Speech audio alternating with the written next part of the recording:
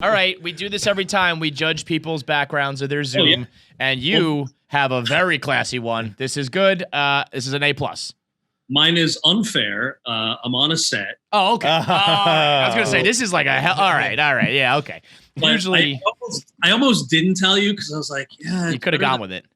Dumpy apartment. It's like, to see. Yeah, I could have gone with it. Like, look at this guy. He just has pictures of like Native Americans in the background normally. Wow, this guy's the real deal. Look, you got the whole shebang up there. Really, the history of America.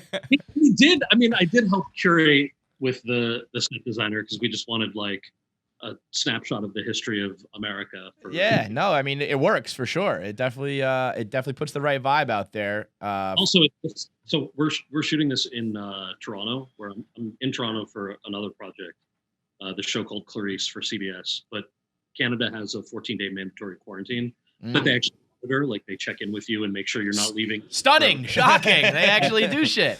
Yeah. So when we were trying to plan this show, we're like, it's a 6-episode show. We can't rent studio space because I'm not allowed to go to the studio. I'm not allowed to leave. So the company was like, I guess we're just going to have to rent a house that we build a studio in. Wow. Okay. So the reason I'm at this desk is it's the desk I use on the show, but it's also the only desk in this house they rented. Listen, that's got to be a good sign though that they're taking the project seriously. If they're willing to go to these lengths, we'll get you a house, we'll build you a set, the whole nine. Yeah. No, they've been great to work with. I mean, it's an uplifting, show. Well, is it, Cal? I've got a bone to pick with you. I've had one contentious interview my whole career. It was with Kathy Griffin, and sure. right, okay. I said to him like, because nowadays podcasts, you usually just do shows with people you like and shit like that. Yeah. So it rarely is contentious. I would actually like it to be a little more like that these days. But I said like, listen, I got some things to say to Kathy Griffin, and it's probably gonna go south. It did, whatever. But Kathy Griffin was flabbergasted that the Secret Service contacted her after she held up Trump's bloody head. I was like, yeah, but you get it, right? Yeah. Like, you know what they do. You reap what you sow a little bit. Can I tell you my Kathy Griffin story? Please, go ahead. Like this was probably 10 years ago. I was on my way to work. I can't remember what I was shooting. Maybe the show called We Are Men with Tony Shalhoub. Yeah. Okay. And I'm on my way to like the studio in LA, and there's this beautiful dog that's walking down the street. And I was like, oh, that's cool. And I'm waiting to turn the corner and see the person walking the dog, and there's no person.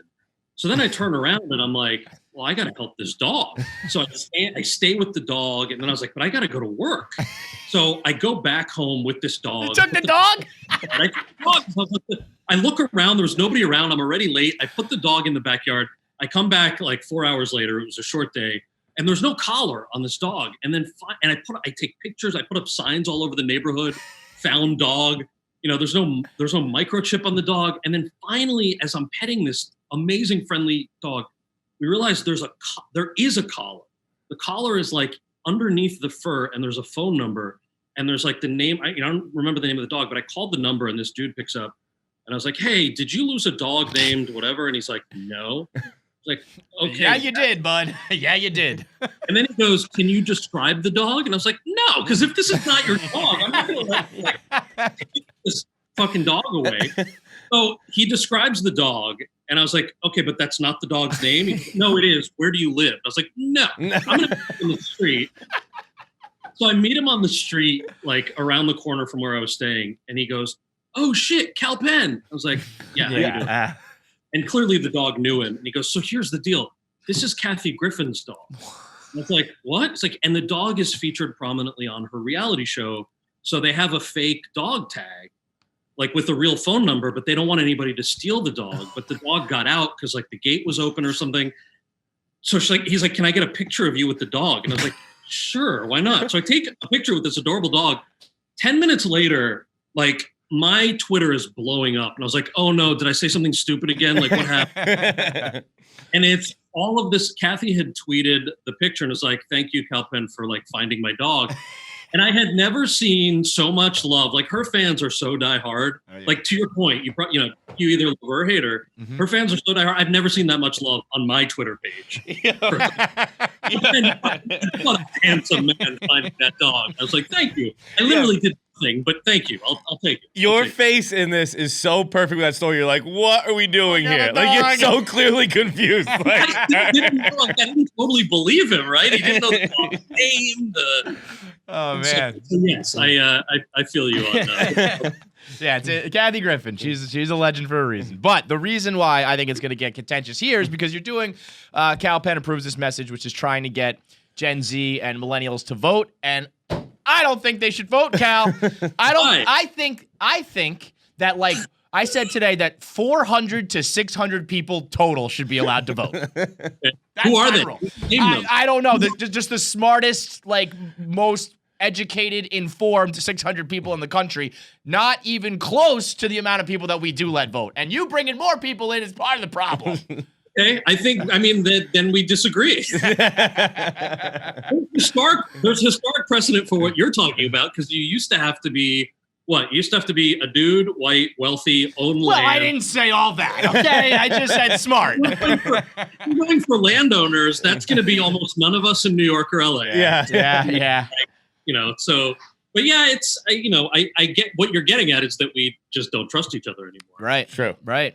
Are you very nervous about this? Because this is quite an undertaking. Puff Daddy took on this one time, and he threatened to kill us, and it didn't work. So are you? It didn't work that he didn't kill you, or that he didn't. Well, just vote or die, and everyone was like, "I'll take my chances with die." And then Puffy did vote or die, and then like a week later, after the election, it came out that he didn't even vote. I was like, Puff, come on, man, you at least got to go cast the ballot. No, this is a little different. So I've been approached a couple of times to do shows like this. We're like, hey, there's this political show we have. Can you host it? And I'm not really a fan of like the yelling and screaming kind of political shows. Yeah, it's just like I don't find them enjoyable, but also that's not who I am. Right.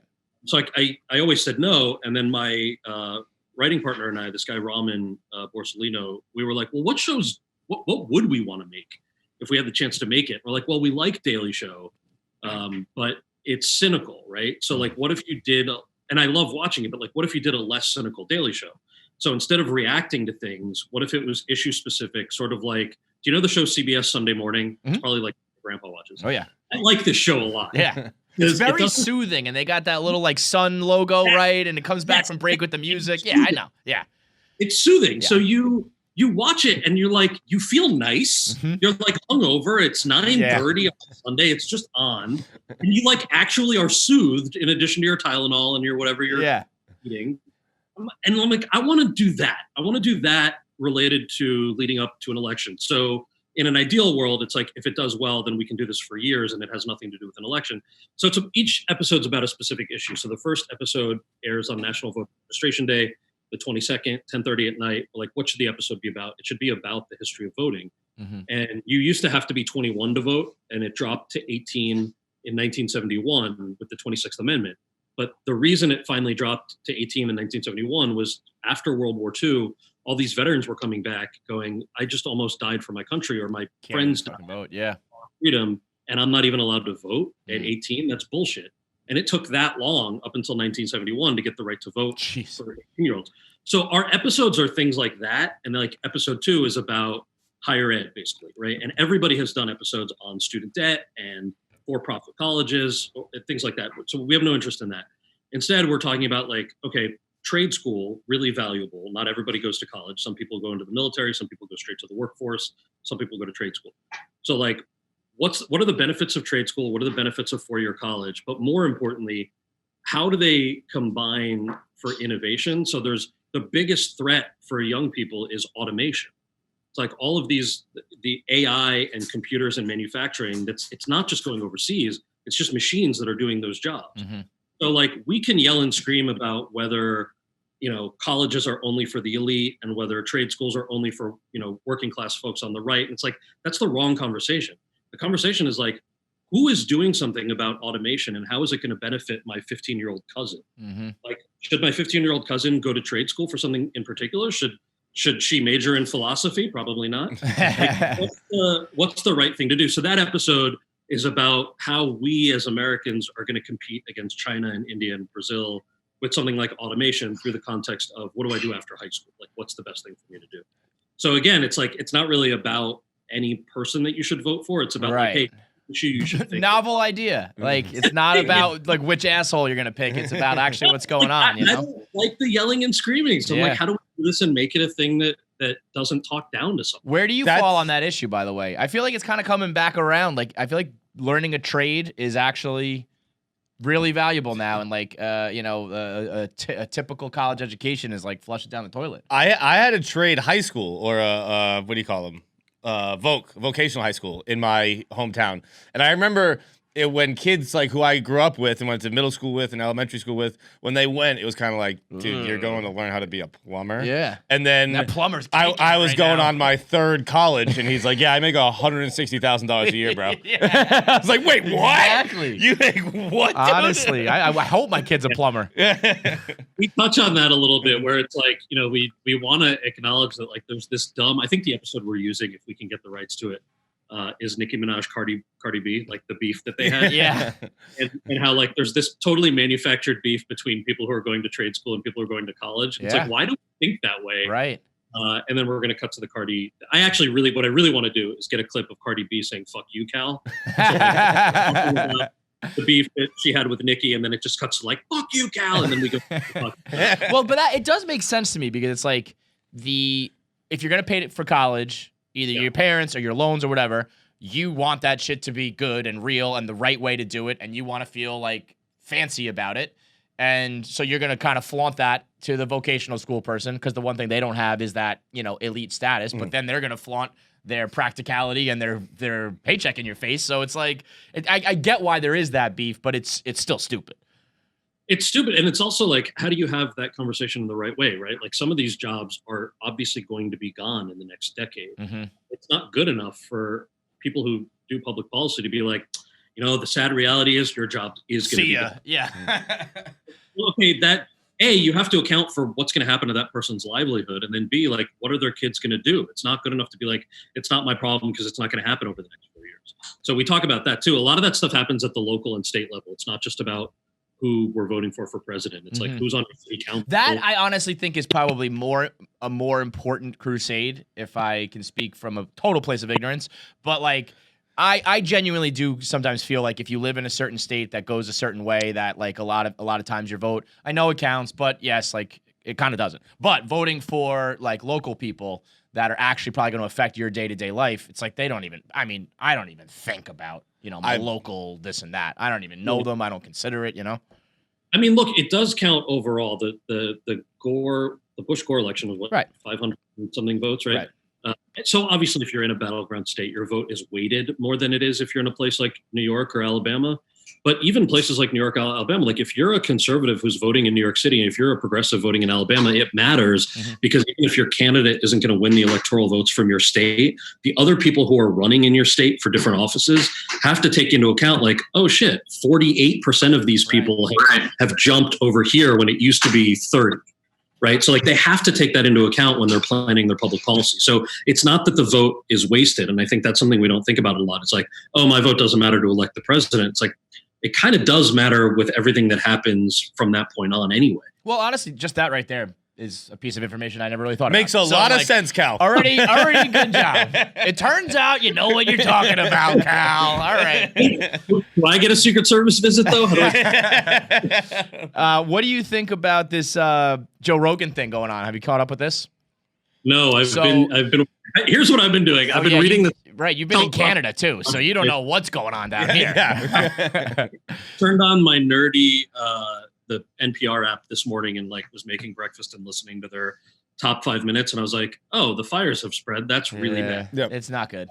But what's the Joe Rogan? So it's always kind of like been bubbling on the internet for years now that people think Joe Rogan would be a good debate moderator. And then he spoke about it again on his podcast. And then he said he was like, fuck it, I'd love to do it. Like me, Biden, Trump in a room, nobody else, 4 hours, 2 cameras, and I'll go to town on him. And then Donald Trump like quote tweeted it and was like, I'm down. So all we need now is Joe Biden to get involved. But what do you think about, obviously it's a little bit far-fetched, but also there's some validity to like, what about having a more normal person kind of get in the mix? If you can even call Joe Rogan that, but he's not a lifelong politician. He's not, on the take, all those kind of things. I'm still stuck on like 4 hours of sleep. Yeah, That's I know. the thing they need too. That's what Rogan does his podcast. His podcasts are insane. But 4 hours, neither of them are going to stay awake the whole time. No, They might not stay alive the whole time.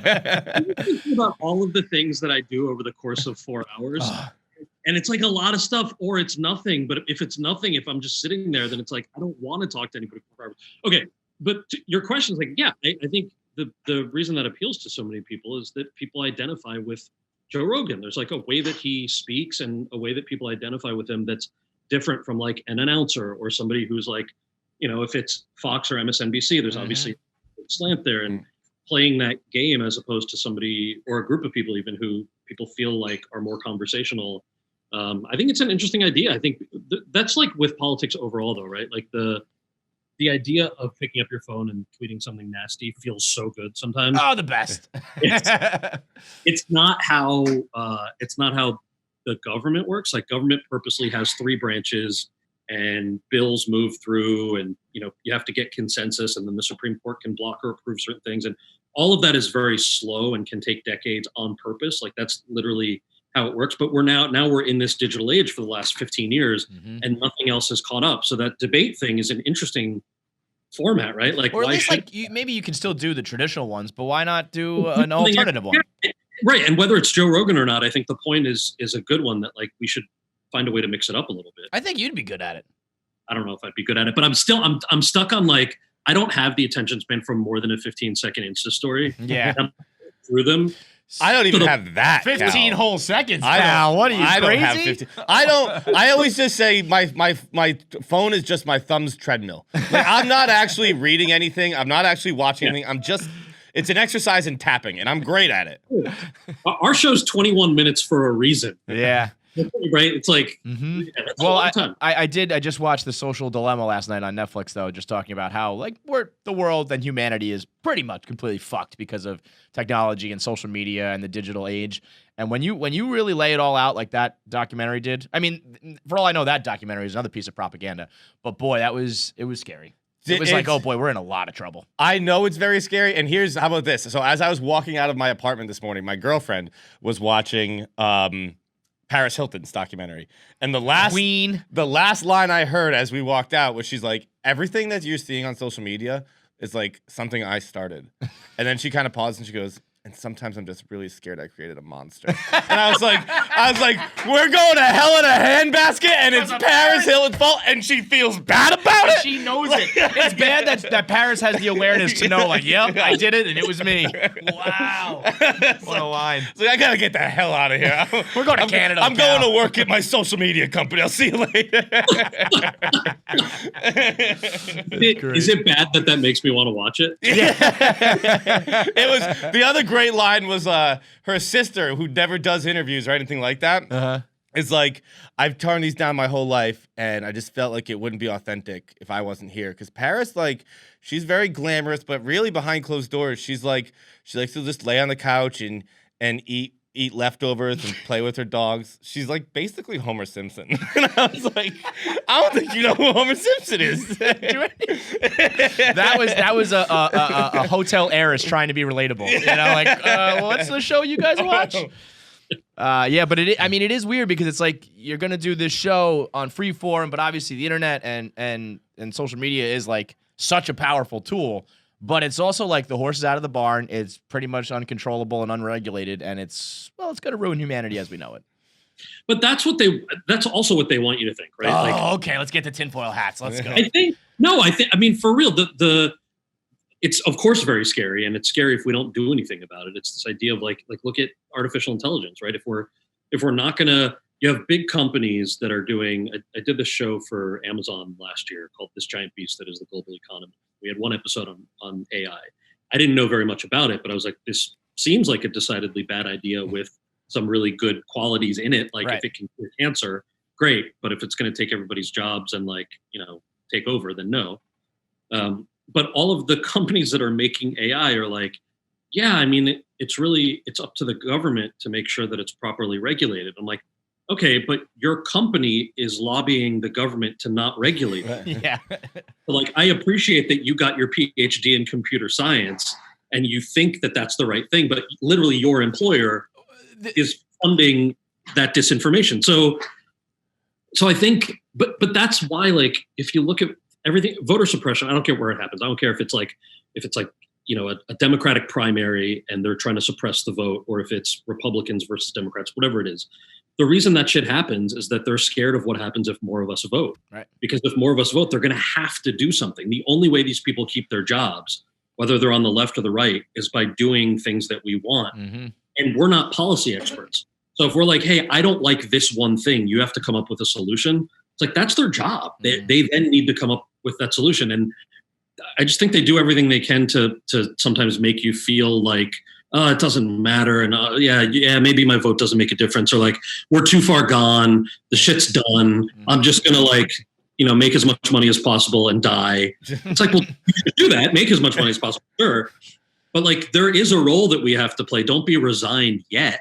There's a guy in that documentary from Google, and he was talking about like how he was addicted to Gmail. In the Paris Hilton documentary? In the social dilemma. Yeah. And he was like, so I like went to work the next day at Google, and he said like, why isn't anyone trying to stop this from being so addictive? And I was like, I don't think that's what they're going to do, buddy. Yeah. I don't think Google is going to try to make Gmail less addictive. How are you addicted to email, by the way? That's crazy. I was like, you are a loser, dude. Like, I'm addicted to TikTok short. Gmail, you're a loser. You break. Do you think, though, like we kind of started, you were talking about how it took 30 years, give or take, to get the voting age raised so people who fought Nazis can vote. Do you think like we're even capable, like the government is set up, of keeping up with technology? Yeah, I think so. I think you just have to go with people who actually know what they're talking about. Right? Yeah. Did you see those? You see the Zuckerberg hearings? I was gonna say, like, you watch the Senate hearings, you're like, weird. I mean, it's like, sir, I don't work for that company. It depends on who we're electing and really who those people have on staff, right? Right. So I do think there's hope to do it, but you have to elect people who actually know what they're talking How about why can't we put an age cap on some of these positions? I don't want to tease our first episode too much. All right. We'll talk about that. Good. Because that's my number one thing right now. When you 35 see sounds King, good, 75 is not so good. Yeah, I'm like, I'm sorry, if you have to be 18 because your brain isn't developed enough yet, then can't you stop at 70? Right. Absolutely. Right. Your brain 100%. is not developed anymore. All right, we're going to play a quick game with you here before we get you out of here. We have a game called Answer the Internet, which is all of our callers over the years and just questions that we found in the deep, dark corners of the internet. So Kal Penn answers the internet. Let him fly, Johnny. If you were to have a role in the president's cabinet or government, what would it be, Kal Penn? The chef, dude, the pastry. Good answer. Good answer. I like it. Okay, if you could open a school of life to learn real life valuable things, what would you teach? So this goes back to are these rapid fire or can I? No. Take it long. The thing you said about when we were talking about trade school versus college, like I would learn how to actually do things. Like if the shit goes down, what do I know how to do? I majored in sociology and film. Right. No, but what I always say, like there should have been a class on like what the fuck a mortgage is and how to pay it and like how your taxes are going to work and things like that. What specifically do you think we don't know how to do? I'm always shocked at how few people know how to change a tire on their car. It's a good one. That's one I don't know how to do. Yeah, I think I know how to, but if I had to do it, I've never had a flat tire. I just know for sure I would put it in the wrong place and I'd end up like cranking it through the base. Just like, rip through the yeah, like there's only one specific place you can put it, right? Yeah. And it's like I don't know where that place is. Or you just drive on it because you're like, I can probably get there. It'll just or like step 1, call AAA. Step 2, wait. Right. You know.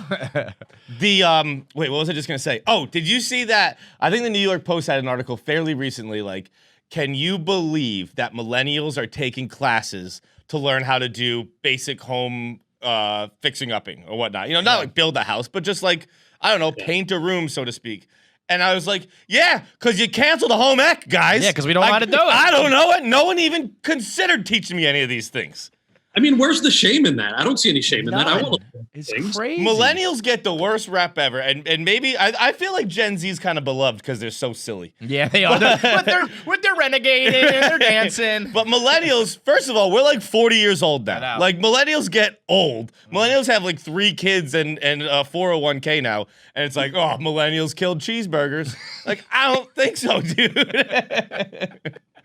It's like you're just making the cheeseburger wrong. Yeah. You just need to. It's not dead. We can just fix it again. Last one. What's your closest near-death experience? Oh man.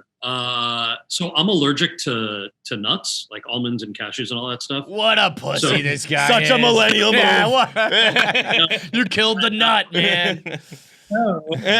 So I'm the guy who's at dinner with his friends, and I'm like, when we used to be able to do that, and I'm like, excuse me, waiter, just so you know, like I'm deathly allergic. to It'll be like almonds and throat closed up, can't breathe, you dead, Throat closed EpiPen up, type yeah, shit. like, Yeah. But there's always some person at the table who's like, oh yeah, also I'm gluten free. I'm like, no, you can't do that. That's not a real thing. Stop it. I'm like, it is a real thing. Before people blow up my shit, it is a real thing. You actually have celiac. Right. But unfortunately, the people who say that they are and aren't, it pisses off people who have celiac and people who have actual food intolerances and all that. And it's like, geez, man. So near death experience for people who have celiac is like, I'm allergic to nuts. I go to the hospital maybe once every 2 years because somebody doesn't know that it's in something. But it's like, it's near death, but it's weird because I know that I probably have about 2 hours before I'm going to die. Dude, And that's you can not a get lot of time though. Like that means No, you but can't ever like go to the desert and eat something. You have to be like No, I near can, civilization but at all I have to times. bring- You have your pen. I have to bring everything. Okay. Yeah. But going to the hospital is like, sometimes the doctors and nurses are like, oh my God, we need to get him, cc's, however many cc's of epinephrine, and they're scrambling around, and I'm like sort of enjoying it because I know they're about to save my life. Like I'm very calm. And then later they're like, why were you so calm? And I was like, I don't know. I mean, I figured I had another 45 minutes. That's a lot of time. You guys were gonna figure it out, I figured. I'm in the hospital. Shit. We actually have one more. Okay. You're a 3-headed monster, and you need to select the other 2 heads. The first head is an idol of yours. The second head is a person you hate. Who are your 2 heads? Oh man. Okay. We can change hate to dislike too if it. No, they're both going to be the same. Ooh. It's going to be Kermit the Frog on one side. So Kermit the Frog from Sesame Street on one side, and then Kermit the Frog from the Muppet Show on the other side. Whoa. Because that Kermit the Frog, the Muppet Show Kermit the Frog, did commercials for pistachios. And that shit will kill me, and I hate that. That Kermit the Frog sold out. So he can be on this side, and then the Sesame Street Kermit the Frog. Yo, that Kermit the Frog sold out because he had a wife who was beating the crap out of We're him talking all about the time. problematic. Miss Piggy. Cancel. Let's cancel Just Miss Piggy. glamorizing domestic abuse. That Miss was- Piggy beating his bag up and down the street. He's like, I gotta go cut a check. She's gonna get mad at me again. All right, Cal, we appreciate it, man. So it's called Kal Penn endorses this message. It's on Freeform. It's a Approves this message. Approves the message. It's a 6-week run leading up to the election. So starts on what? You said the 22nd? September 22nd, 10:30. And then it's on Hulu. you've already. Oh, it's on Hulu after that too. Beautiful. You've already. Honestly, I've already learned a lot. Seriously. So I'm very excited to watch the full series because in this brief half hour, you've opened my eyes to quite a few things. I feel a Calvin. little less dumb because of you, Cal, and I hope that's what the show can do. My big takeaway from our time together is the Paris Hilton documentary. Yes. Yes. That's So I perfect. appreciate that also. Yeah. That's it. Like you brought us up a little bit and we brought you down to the gutter a little bit. It's perfect. We brought each other up together. Yeah. All right, man. Thanks so much. Thank you, Cal. Have a good one, man. Later.